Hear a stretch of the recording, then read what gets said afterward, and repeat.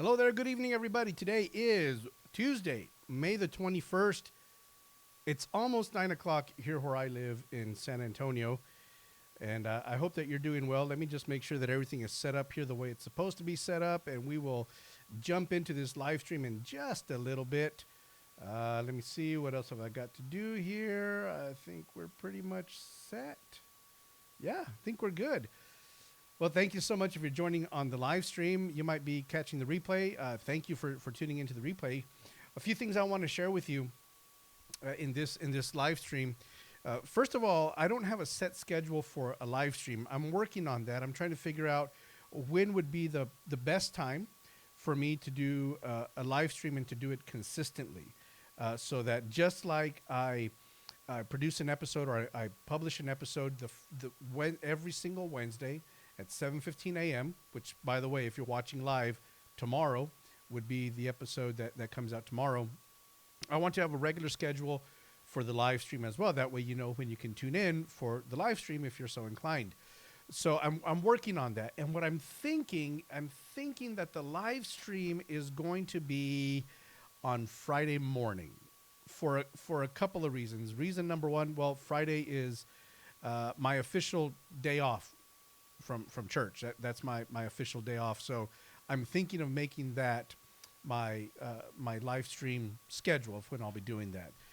The other thing is, well, I have Wednesday where the episode comes out. The weekly Bible teaching comes out every Wednesday.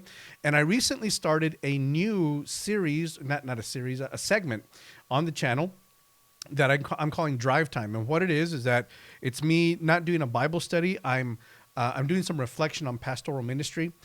Pardon me. I'm doing reflection on pastoral ministry, and I'm doing it as I'm driving in my truck. And I've already put out 2 episodes of that segment, more to come, of course. That's coming out. Right now it's been on Friday. I'm thinking of moving that to Saturday so that I can do the live stream on Friday. So we'll see how that plays out. And let me say here, by the way, let me give you a by the way here. I'm also thinking of at some point doing a behind the scenes video of the setup here that I have, because I know a lot of people are interested in that kind of stuff. You like seeing different setups, and you like seeing what people use to record. By the way, in the description of this video, I put a whole bunch of links to the gear, some of the gear that I use to do these recordings. So you can check that out if you're so inclined. But at some point, I'm going to do a live stream or even a video of behind the scenes. Now, I mentioned that here because you see this microphone right here, which you typically don't see in the videos that I do. That's because I have another microphone. It's right here. My finger is touching it. You can't see it. The point is for it not to be in the frame. It's right up here. It's always set there. I prefer using that one for the videos because, like I said, it's out of the way. It's out of view. It's not in frame. However, that picks up a lot more, okay? Even though it's a shotgun mic and it's pointed directly at me, it does tend to pick up a little bit more. So right now, since it's evening and all my family is here, my wife is right next door in the kitchen. She's doing some stuff in there. This microphone that I'm using here does a much better job of isolating the sound to what's right in front of it, so it doesn't pick up as much of the ambient noise and the stuff going on in the house. So that's why I'm using this microphone. You don't typically see this microphone in the weekly videos that I do, but that's why I'm using it now on this live stream. Plus, I just love gadgets. I love microphones. I think I've mentioned to you that I have 8 or 9 microphones, and they all have their use. I use every single one of them for its intended purpose, but I love it. And I've accumulated those microphones throughout the years. It's taken time to accumulate all that. You just don't go out and buy stuff all at once. You save up for it. You recognize what are the different things that you need, the tools for this and for that. And so it's stuff that I've accumulated literally over the years. Hey, over on my Facebook page, facebook.com/Dr. Mario Escobedo, I recently recommended a book. And let me recommend this book again because it is a really good book. The book, I have it here in my hands, but let me put it up on the screen so you can see it better. It's called Deep Work, and the subtitle is Rules for Focused Success in a Distracted World by Cal Newport. I'm holding it right now in my hands. I obtained this book, I want to say a year and a half ago, something like that. I'm not sure exactly when. Read it, and phenomenal. Really, really good book.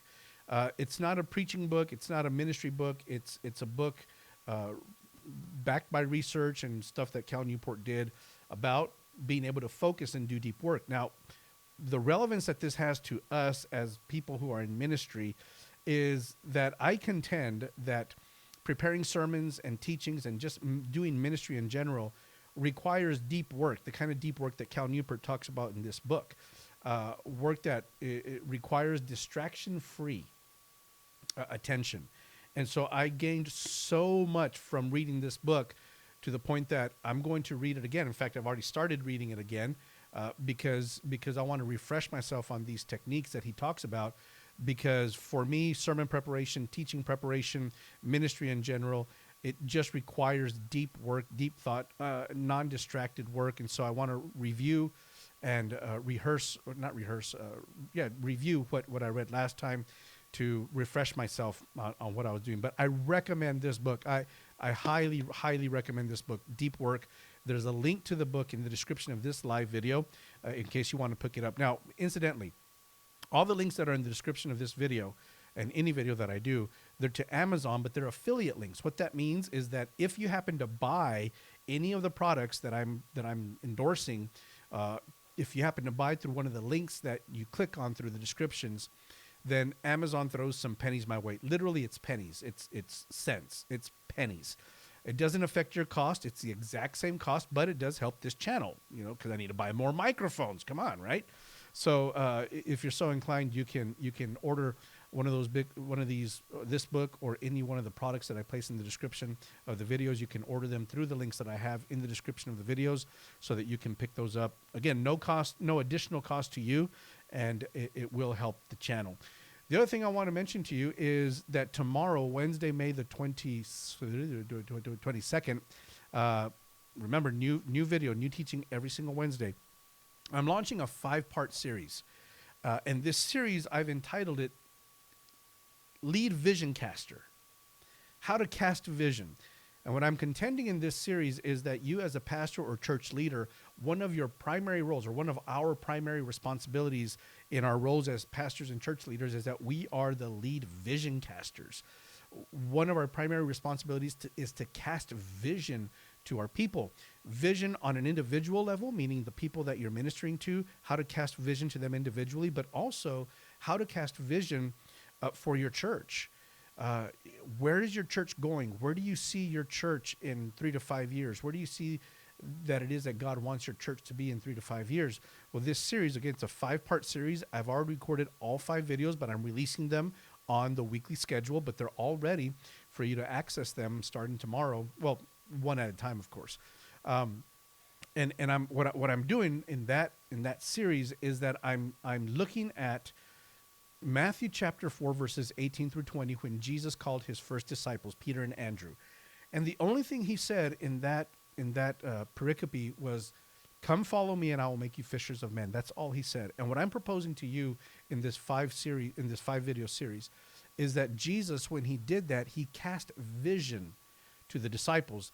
And I extract from that one phrase 5 principles for casting vision, 5 things that I saw Jesus do to cast vision to his disciples, and he did it effectively.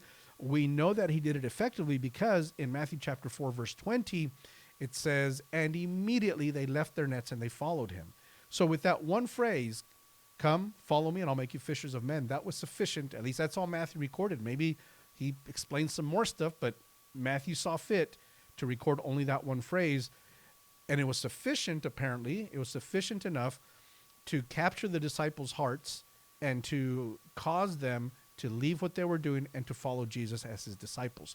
And so I'm suggesting throughout this series that, again, as pastors and church leaders, one of our primary responsibilities is that of vision casters. We cast vision. And another thing I'm going to suggest in that series, and you'll hear this repeatedly throughout the series, you're going to hear me say, your weekly sermon, your weekly teaching opportunity, whatever that may be, is one of the most strategic opportunities that you have to cast vision, and you can do it on a weekly basis. That's fantastic. Unfortunately, I think there are too many pastors and preachers who view their weekly sermon as simply a one and done.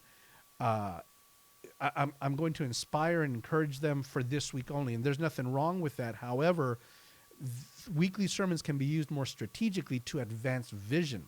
And so I'm gonna use Matthew chapter 4 verses 18 through 20 to demonstrate how it is that we can use our weekly sermons to cast vision. And again, I'm basing myself on Jesus. Now, here's the several principles that I'm laying out, of course. But one of the things that I'm proposing is that we want to be imitators of Jesus. We want to do what Jesus did.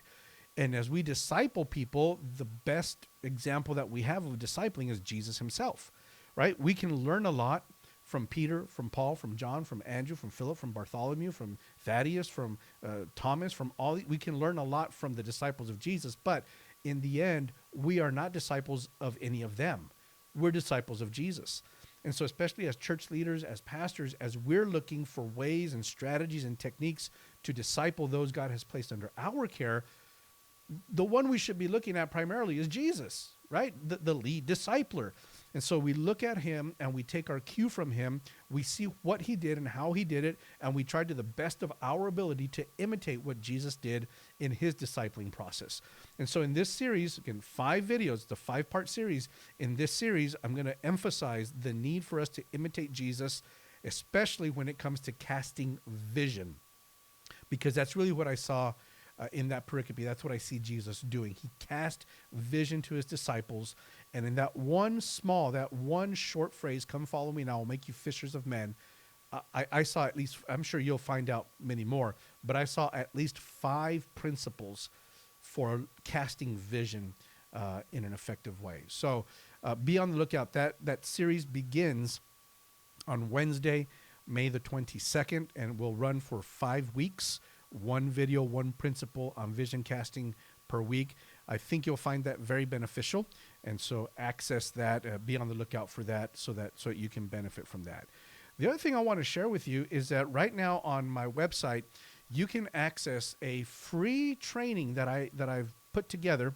If you're a pastor, a church leader, or somebody who has frequent or even occasional preaching responsibilities, I put together this training that I've titled "Making the Most of Your Sermon Prep Time." And the subtitle of that is "The 3 Most Strategic Questions You Must Answer to Prepare Effective, Engaging, Life-Transforming Sermons. Ignore them at your own risk." This training is available to you completely free. All I'll ask for is your email address. All you have to do is click on the button that says "Give it to me." That opens up a brand new window. And on that window, I just need your first name, your last name, and your email address. And you will have immediate access. Once you confirm that you actually want to get it, you'll have immediate access to this training, and it'll be helpful to you. These 3 questions are 3 questions that I use for every single sermon that I prepare. In fact, today I spent the better part of my day doing sermon preparation, and a good chunk of that sermon preparation time was me going through these 3 questions, answering these 3 questions. It takes me time to do this because they play such a strategic and an important role in my sermon preparation time. So I'm making that available to you absolutely free. Access that so that you can benefit from that free training. So that's available to you as well. And just in case, let me see, there is a link. Let me make sure. Oh boy, I didn't put a link in the description. I will put a link to my website in the description of this live session, so that you can access that easily as well. So those are some things that are going on the channel. Got that 5-part series coming up starting tomorrow, Wednesday, May the 22nd. I've got the next drive time video coming out this Saturday, where I'm doing Saturday, May the 25th, where I do more reflections and insights on pastoral ministry and just life in general, I suppose. That'll be on Saturday. And I should be doing, from this point forward, a live stream every Friday morning. That'll more than likely end up being the set schedule for the live stream. So that's it as far as it goes for updating on the channel. Let me tell you a little bit about what I preached on this past Sunday. And in fact, this 5-part series that I'm talking about that starts tomorrow, Wednesday, May the 22nd, actually came out of the sermon series I'm doing in my church. In my church right now, the church where I pastor right now, we're going through a cultural shift. we are redefining our culture as a church, and we're establishing a culture of discipleship in our church. And so I've been using my weekly sermon, talking about casting vision in your weekly sermon. I've been using the weekly sermons for several months now to cast the vision of what it looks like for us to be a church that is a discipling church, a church that makes disciples, that makes disciples.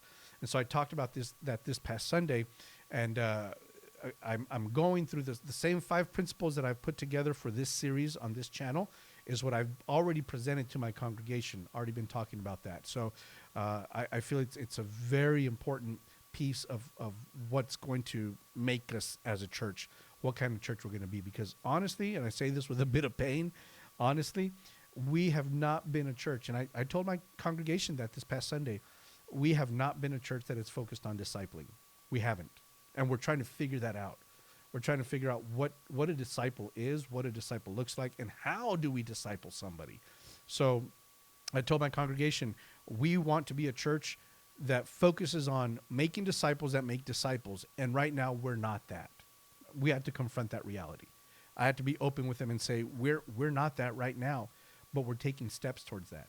And I mentioned in another live stream, last week's live stream, that one of the steps we took towards becoming that kind of church, a church that makes disciples, is that we completely eliminated everything from our church calendar for 2019.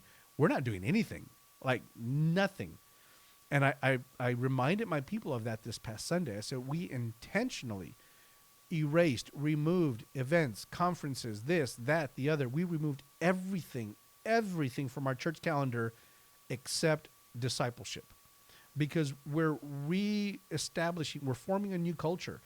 And I've learned this from my lead pastor. I'm learning that when you want to make a cultural shift, you have to jettison a lot of things. You have to throw a lot of things overboard, things that you've been doing, things that you've been accustomed to doing. You've got to get rid of those. If not, they're going to weigh you down, and they're not going to allow you to move forward in making the cultural shift that you want to make. So we had a lot of stuff going on, and a lot of it was good stuff, but it wasn't going to be compatible with the new culture that we want to form or shape of making disciples that make disciples. And so we've been going through that. And I'm learning this, I've learned this throughout this experience and throughout the years that I've been pastoring, that change is difficult. And here's what I've learned as well. Everybody in your church is in favor of change. Everybody. You talk about change in your church, and they'll love it. Yeah, we got to change. We've got to do what God is telling us to do. We've got to change. Everybody, including your leaders, your top-level leaders, they are in favor of change, except when it touches their ministry. Except when change comes knocking at their door. That's when they're like, wait a minute, why are we changing this, right? I've had a couple of leaders that when I cast vision about the new direction that we're taking, that we're, discipleship is where we're going, and this is what we're going to do. And I tell them ahead of time, things are going to change. We're going to eliminate some things, and everyone, you just see heads nodding and people saying, oh, yeah, good, yeah, change is good. And then when you start changing things that affect their ministry particularly, they're like, wait a minute, let everything else change, but don't come touching my ministry. It happens. And so as the lead vision caster, you have to keep the vision in front of them, and you have to let them know, hey, we talked about this, and we're doing this because we want to make ourselves better. We want to continue advancing the mission that Jesus started. We want to continue advancing the kingdom of God on this earth, and this is a necessary change. And repeatedly, I have to remind my church leaders, look, you're just looking at this sliver right here, your ministry. You're looking at it, and that's what I need you to do. If you're in charge of this ministry, I need you to go deep in that ministry. But while you're looking at this only, I'm looking at this. I'm looking across all the ministries. And so I need you to trust me that what I'm doing isn't personal, that I'm not attacking your ministry or saying that your ministry is incompetent or they're not doing things correctly. That's not at all what it is. What it is that while you're looking here, I'm looking here. Trust me. I've got the bird's eye view where you've got the down on the ground kind of view. But I'm doing this. It's going to benefit us all. And that's just part of leading change. And that's just part of being the lead vision caster at your church. You keep that vision in front of people all the time. And again, your weekly sermon is a perfect opportunity for you to keep vision in front of people all the time. Just remind them of vision all the time. So that's where we are right now. This upcoming Sunday, we have Baptism Sunday at our church. And we never know how that's going to go because we register people, but sometimes we have some people show up at the last minute. We're actually trying something new with this round of baptisms, and that is that we're requiring people to attend a baptism class. We hadn't done that in the 8 years that I've been pastoring where I am. Haven't done that. We've emphasized the obedience over knowing exactly what you're doing. And we're experimenting. This is part of the changes that we're talking about, discipling. And we're saying now, if you're going to get baptized, we are requiring that you come to a class where we teach you the ins and outs of baptism, the why and the what of baptism. And so this is the first time that we're doing that. We have 3 people registered already who have gone through the class. We offered the class this past Sunday after service. We'll be offering another session of the class, same class, but another offering of the class on Thursday, which is our discipleship night. And so we want to encourage people to attend those classes, disciple them in those classes, and we've aligned everything. Anytime we have a baptism Sunday, that week we're offering 2 opportunities for the baptism class: the Sunday prior, and then the Thursday discipleship class prior. We're offering baptism, and so that changes our service, how we do our service when we have baptism Sunday. Obviously, that changes things. And so my message, I have to calibrate the message based on the amount of time that we have left. Calibrate that message. But what I'm going to be talking on this upcoming Sunday is on Matthew chapter 11, verses 28 through 30. This is where Jesus tells the people, "Come to me, all you who are weary and burdened or heavy laden, and I will give you rest." And then he says, "Take my yoke upon you, for my yoke and learn from me, for I am gentle and humble of heart. My yoke is easy and my burden is light." And so I'm going to be talking about what I think that means. And I'll give you an update after I preach it, after I get a sense of how that went. I'll give an update on what that means. But I've been looking at this passage from every which way, analyzing it, looking at some Greek words and all that stuff, because there's some things in there that didn't make sense to me. And so I needed to figure them out for myself before I felt comfortable sharing them. I think I'm at a place where I feel good with it. I'm excited about presenting this upcoming message. It's still a message of discipleship, definitely. When Jesus says, "Take my yoke upon you," that is a call to discipleship. That is a call to follow me. That is a call to discipleship. But the interesting thing there about discipleship in that context is that Jesus says this isn't a burdensome call. It's going to be an easy yoke. My burden will be light. That doesn't mean it's not going to be without trouble, but when you contrast it to the other types of quote unquote discipleship that Jesus was presenting an alternative to, I think that's why Jesus said, my yoke is light and my burden is easy to carry. And I'll elaborate on that a bit more once I churn it over in my head a little bit more. I don't know if I'll do it on this upcoming live stream on Friday, or if I'll do it the following Friday. I don't know if I'll do it before I preach it or after I preach it. We'll see. I'll decide on that. But I'll cue you in on that, and I'd love to hear your thoughts on that after I share that with you. So that's what's coming up. So hey, lots of things going on, lots of exciting things going on the channel. In my pastoral ministry, I'm having a blast doing both. Love doing both. I view the YouTube channel as an extension of my ministry. I don't view it as an add-on. It's an extension of, and I do devote the bulk of my time. My prime time is devoted to my pastoral ministry. That is, I feel, my primary assignment in the kingdom of God right now. However, I view what I'm doing here as also part of my assignment in the kingdom of God.